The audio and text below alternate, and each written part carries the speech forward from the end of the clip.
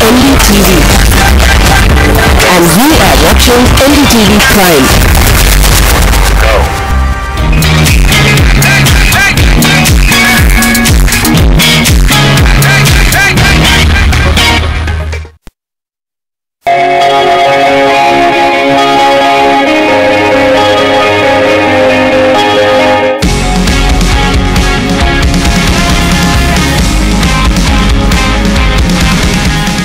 On MotorHeads today, my guest is the President and CEO of Honda Cars in India, Yoichiro Ueno, and we're going to speak to him about a fair number of things that are happening now at the company. It's been a while since we met him last, and so it's good to have you with us on the program. Thank you, sir. Okay, thank you very much. Good evening. Good evening, and we'll begin straight away by going back to the last meeting we had, which was at the time you had your last product launch. Nice. There has been a lot of buzz after that around the WRV. Give us a sense of what kind of success you've achieved with that model. Yes, we launched a new WRV in March, and also previously in February we also launched the minor model change City. And fortunately, both of these models were launched at the timing of the recovery from demonetizations. And also these cars are very, very well appreciated by the customers. So we have been receiving overwhelming response from the customers for these new models. So we are very happy with that and thankful for the customers. Of course, the WRV also comes from the Tapukara plant, which we're going to speak about today as well. What is the change, let's say, between last year and this year when it comes to the production at Tapukara? Because now you also have the City being made there as well. So is there now a situation where you have a little bit of pressure on the production?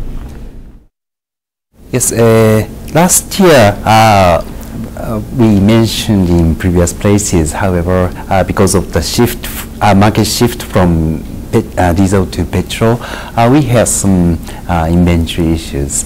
So at the beginning of the year, so our factory had a bit tough time to align their productions and also to align the production volume to optimize the inventory levels.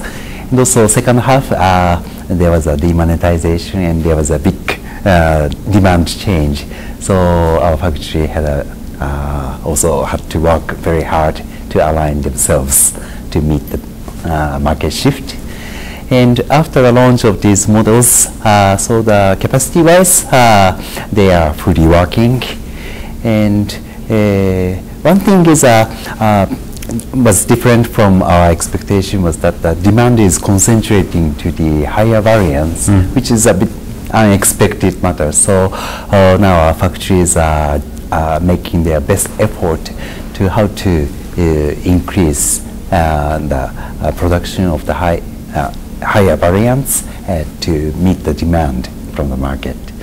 You had a tough year last year when it came to the product portfolio, how it was being received by the market. You also spoke about some of the other challenges that you've had. It's now looking like some of that has settled down, and of course both the cars that we've talked about have got a great response. How does it sort of set you up to once again start to focus on the other cars like the Jazz or the BRV or even the Brio and the Amaze? Are we going to see a renewed push, let's say, towards those products as well? Fortunately, after the launch of these new models, our showroom traffic was increased, and we had some concerns that the customers move from our existing models to the new models. However, fortunately, these new models help to increase the traffic of the existing models as well. So totally, our traffic is increasing, not only for new products, but also existing models as well. I want to specifically also ask you about the Jazz, because that segment has continued to see a lot of growth. The Jazz initially did not sort of live up to its promised expectation, but we're starting to see some traction again around that model. Is there going to be some sort of a specific either a campaign or some sort of a plan that you have to once again bolster the Jazz, because we're also hearing about the minor model change? Jazz is, I think, a very successful model so far, but It's true that jazz, jazz is similar to WRV in terms of size and the concept of the vehicles, and also sharing some components. So, however, after the launching of WRV, because I think the character of these two models are different, and launching of WRV, I think helped to differentiate the jazz, and also it really helped to highlight the uniqueness of the jazz. So I think currently jazz and WRV are possessing some optimum positions which are different, and also capturing a bit different customers. That is a very good thing for us. And the MMC, can we expect it this year on the Jazz? MMC is, we have to follow the global. Well, globally it started happening, which is why I'm asking. So, well, of course, we will follow the global scheduling, but the timing of the MMC is different in each country. I'll still take that as a yes. But the other thing which I must share with you, in fact, is that ever since the WRV launched, the queries around the Jazz for us have increased. So you're right, there's probably more attention now on the Jazz again. That segment has been also a very high margin segment for the industry. It's been dominated obviously by primarily these three players, you know, the Jazz, the Baleno and the i20. Do you think that that segment still has room for growth? Because you're hearing about other competition coming in. Do you think there's room for another product from your side? Currently, the big boom is happening to SUVs. Of course. However, because of the very strong economy of the India, the income level or affordability of the cars are increasing as well.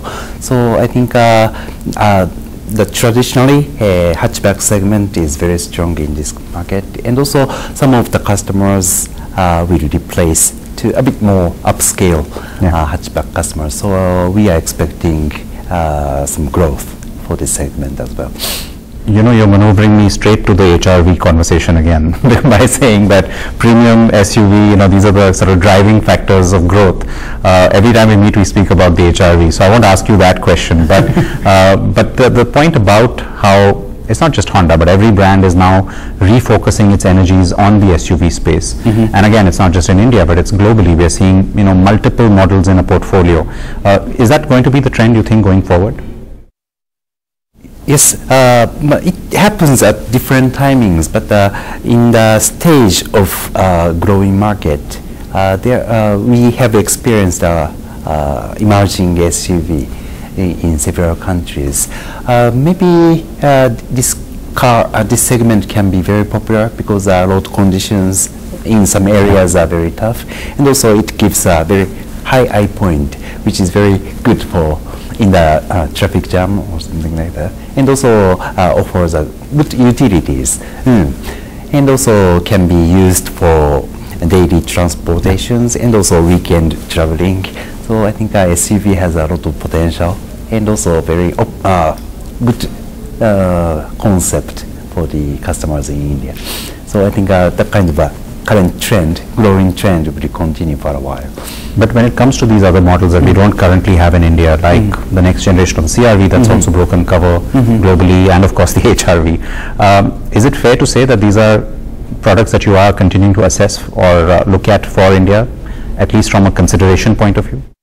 So now we have BRV and WRV, and also we have CRV. The existing CRV. However, it's true that the price gap of these models are quite broad, and it's also true that we are receiving a lot of requests to bring some models which can fulfill this big gap. So one option can be HRV. Actually, this car is very successful in many countries, so we are now assessing whether this model can be brought to India market. One challenge is HRV is over 4 meter, And still, we see a big increase of the SUV market, but mainly less 4-meter models are driving this segment. So that is a kind of a challenge for HRV. Well, that brings me now to the GST question, because we're still there's a little bit of ambiguity, let's say, in terms of what's going to define smaller cars and larger cars going forward.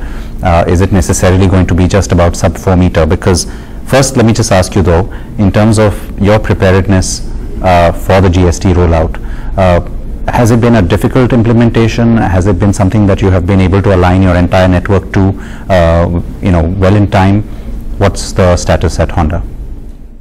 Yes. So at the timing of change from the current tax scheme to GST, the tax rate of each segment is not really changed. Yeah. There is not a significant change because GST plus assess is almost maintained from the current tax. However, I think there will be a more flexibility to align the tax rate for each segment of the cars. So maybe one possibility is that if the customers become more mature or more affluent, and more customers want to have, for example, more bigger cars or spacious cars, in that case the kind of a current tax structure might be reviewed, and I think a new tax scheme can be easier to quickly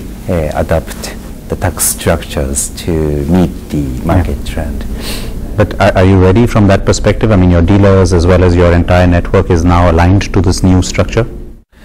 We have already established 350 dealerships, which almost covers major tier 3 cities. So in terms of a presence, I think our dealer network is quite covering the main areas. Now, is there like a good understanding of the GST structure now for the dealers as well? Implementation of GST, they are quite ready to implement that. And they are using some finance systems, which is a bit challenging. However, I think it's not the major issues there. They are capable to handle that.